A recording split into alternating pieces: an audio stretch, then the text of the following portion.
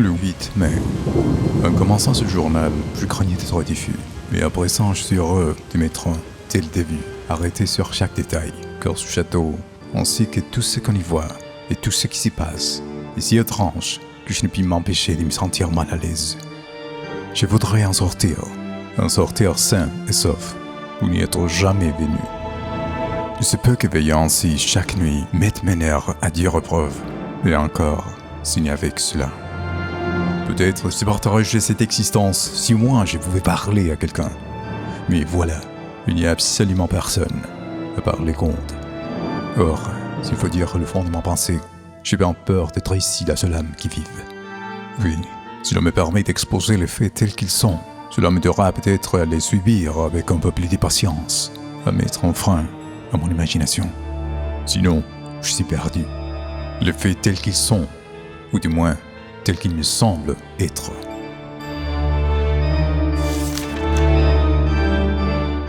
Quand je me fus mis au lit, je dormis quelques heures à peine, et sentant que je ne pourrais pas me rendormir, je me levai. J'avais accroché la petite glace de mon nécessaire à l'espagnolette de ma fenêtre. Je commençais à me raser quand, soudain, je sentis une main se poser sur mon épaule et reconnus la voix du comte qui me disait « Bonjour ». Je sursautai, fort étonné de ne pas l'avoir vu venir, puisque dans le miroir, je voyais refléter toute l'étendue de la chambre qui se trouvait derrière moi. Dans mon mouvement de surprise, je m'étais légèrement coupé, ce que je ne remarquais pas au moment même. Lorsque j'ai répondu au comte, je regardais à nouveau dans le miroir, essayant de comprendre comment j'avais pu me tromper. Cette fois, il n'y avait pas d'erreur possible. Je savais que l'homme était tout près de moi.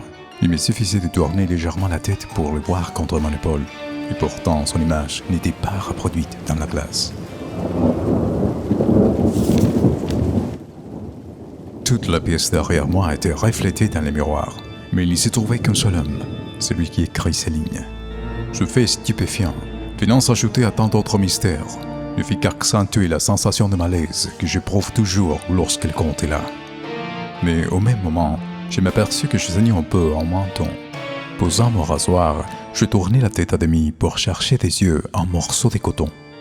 Quand le comte vit mon visage, ses yeux étincelèrent d'une sorte de fureur diabolique, et tout au coup, il me saisit la gorge. Je reculai brusquement et sa main toucha le chapelet auquel était suspendu le petit crucifix. À l'instant, il se fit en lui un tel changement et sa fureur se dissipa d'une façon si soudaine que je pouvais à peine croire qu'il s'était mis réellement en colère. « Prenez garde, me dit-il. Prenez garde comme vous vous laissez. Dans ce pays, c'est plus dangereux que vous ne le pensez. » Puis, décrochant le miroir de l'espagnolette, il poursuivit. « Si vous êtes blessé, c'est à cause de cet objet de malheur. » Il ne fait que flatter la vanité des hommes. Mieux feu sans le faire.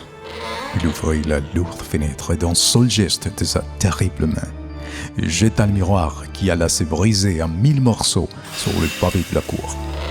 Puis, il sortit de la chambre sans plus prononcer un mot. Comment vais-je pouvoir me raser maintenant? Je ne vois qu'un moyen. Me servir en guise de miroir du boîtier de ma montre ou du fond du récipient où je mets mon blaireau. Ce récipient étant heureusement en métal. Quand j'entrai dans la salle à manger, le petit déjeuner était servi. Mais je ne vis les comtes nulle part.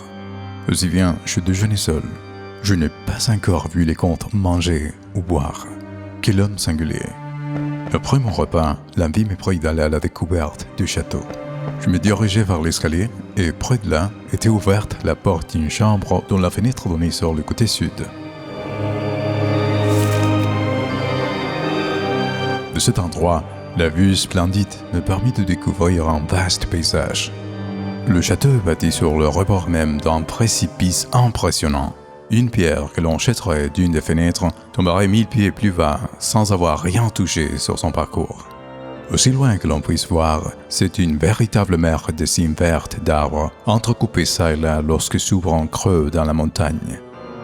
On distingue aussi comme des fils argentés. Ce sont des ruisseaux qui coulent dans des gorges profondes à travers cette immense forêt. Mais je ne suis pas en humeur de décrire toutes ces beautés naturelles, car lorsque je suis contemplé au moment les paysages, j'ai poursuivi mon exploration. De des portes partout, et toutes fermées à clé ou à verrou. Il est impossible de sortir d'ici, sauf peut-être par les fenêtres pratiquées dans les hauts murs.